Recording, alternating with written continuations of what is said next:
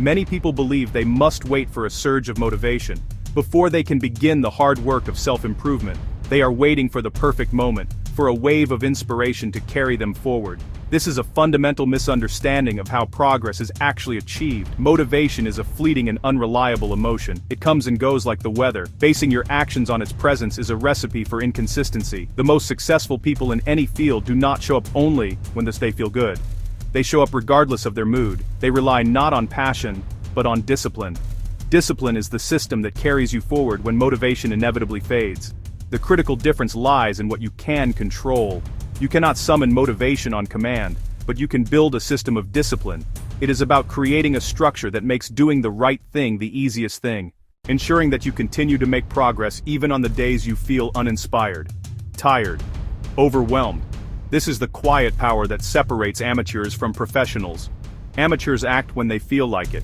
Professionals stick to the schedule, trusting the process to deliver results over time. Discipline, therefore, is the bridge between your goals and their accomplishment. A goal tells you where you want to go. Your system of disciplined habits is what actually gets you there. Waiting for motivation is like waiting for the wind to blow your sailboat to its destination. You might get lucky, but you are more likely to drift aimlessly. Building discipline is like installing a motor on that boat. It gives you the power to move forward under your own steam, navigating toward your destination with intention and control, regardless of the unpredictable currents of emotion or inspiration. The goal is not to feel motivated every day. The goal is to act regardless of how you feel. One of the greatest obstacles to building discipline is that we often make our desired habits too large and intimidating. The idea of running 5 miles, writing a chapter of a book, meditating for 30 minutes can feel so overwhelming that we choose to do nothing at all. This is where the 2-minute rule becomes an incredibly powerful tool. The concept is simple. When you start a new habit, it should take less than 2 minutes to do. This principle is not about the end result. It's about mastering the art of showing up. The real goal is to make the beginning of the process as easy and frictionless as possible. Consider your goals. Read 1 page, open my notes, put on my running shoes, take out my yoga mat. The intention is to standardize the beginning of the ritual, to make the first 2 minutes so easy that you cannot say no. Anyone can muster the energy to read a single page or put on their workout clothes. This is not the full habit, but it is the critical gateway action. Newton's first law, an object in motion stays in motion. The power of this strategy lies in its ability to bypass the mental resistance that often precedes a difficult task. Your brain is not fighting the idea of a grueling workout, it is only facing the simple task of changing your clothes. Once you have taken that first small step, it becomes much easier to take the next one. After putting on your running shoes, you might as well step outside. Once you are outside, you might as well walk for a few minutes. And once you are walking, running a short distance feels like a natural progression. The 2-minute rule acts as a launch pad, turning a mountain of effort into a gentle, sloping hill. Over time, you can gradually scale the habit up. Once you have established the ritual of putting on your running shoes each day, you can move on to walking to the end of the driveway, then walking around the block. The key is to master the first 2 minutes and make showing up automatic. The habit must be established before it can be improved. By shrinking the initial commitment, you lower the barrier to entry so drastically that you build a consistent routine.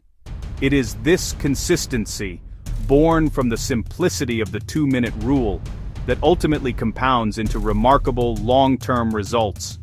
It frees you from the tyranny of your emotions. You no longer have to ask yourself, "Do I feel like doing this today?"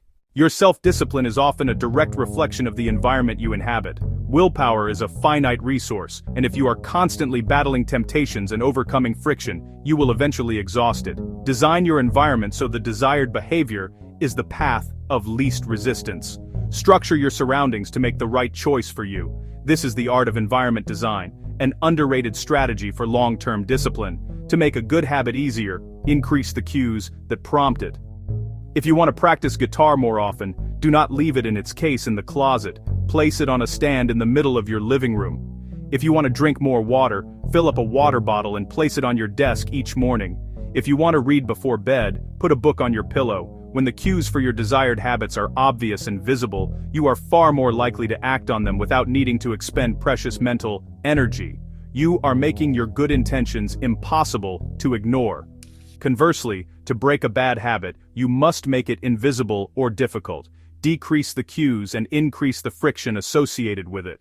If you find yourself mindlessly watching too much television, unplug it after each use and put the remote control in another room. If you eat too much junk food, do not buy it in the first place, or store it in an inconvenient location, such as a high shelf in the pantry. The most effective way to change your habits is to focus not on what you want to achieve, but on who you wish to become. The ultimate form of intrinsic motivation is when a habit becomes part of your identity. I want to run a marathon. I am a runner. When your behavior and your identity are fully aligned, you stop pursuing a behavior change. You simply act in alignment with who you believe yourself to be. This is the deepest layer of behavior change, the key to making discipline feel effortless. Every action you take is a vote for the type of person you wish to become. Every time you choose to write a page, you are casting a vote for being a writer.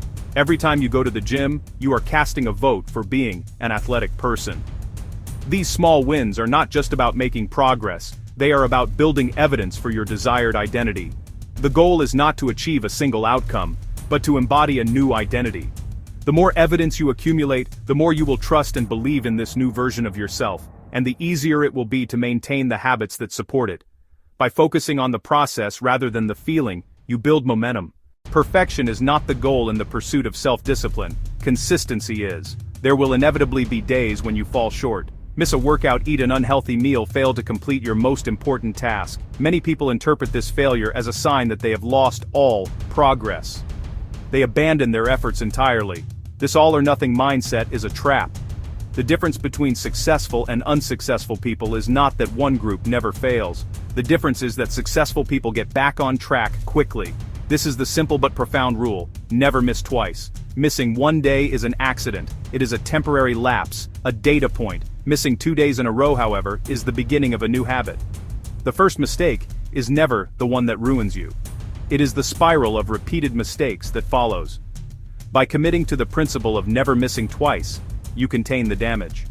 This mindset shifts your focus from chasing perfection to avoiding collapse. It provides a clear, simple system for recovery. When you miss a day, the immediate priority is to get back on track with the very next opportunity. You just need to show up.